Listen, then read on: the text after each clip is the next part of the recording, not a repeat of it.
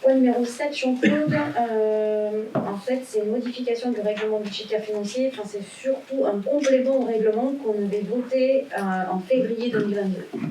C'est ça, rappelez-vous, on a voté en février 2022 un règlement relatif à la nomenclature M57. Donc il nous a paru intéressant de faire une modification qui a 2 points. Le premier, c'est une précision, c'est celle qui stipule que la date de mise en service correspondra à la date de la dernière facture d'acquisition. Donc c'est vraiment, puisqu'on je disais tout à l'heure que en fonction de la M57, c'était vraiment la facture qui faisait foi pour lancer l'amortissement, pour rapport temporel de l'opération à passer de l'année. Donc on stipule une particularité de ce point, il était important de le dire. Le deuxième point, c'est pour les biens de faible valeur dont le coût unitaire est inférieur ou égal à 400 €. Ça nous permet de l'amortir en une seule fois, c'est-à-dire que tout ce qui fait moins de 400 €, on ne l'amortit pas justement au prorata temporis, on passe par la musique suivante, l'impôt. Voilà. On a aussi la notion de lot, c'est une question qu'on s'est posée lors de la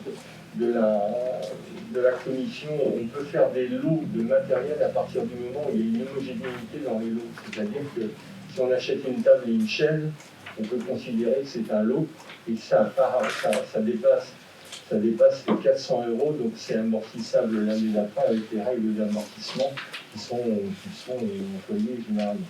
Et ça, c'est la notion de l'eau. Alors, quand je parle d'une table et d'une chaise, évidemment, ça peut être 10 tables accompagnées de ces chaises ou des choses comme ça. Donc, ça permet de faire des lots et de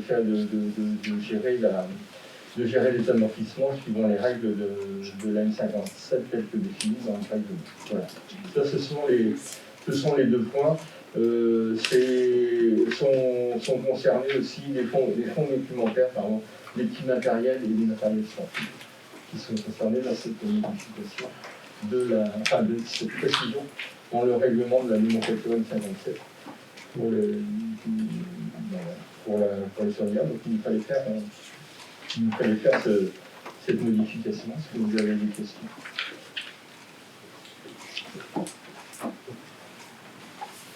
Je vous propose de passer au vote. Qui vote contre cette modification du règlement?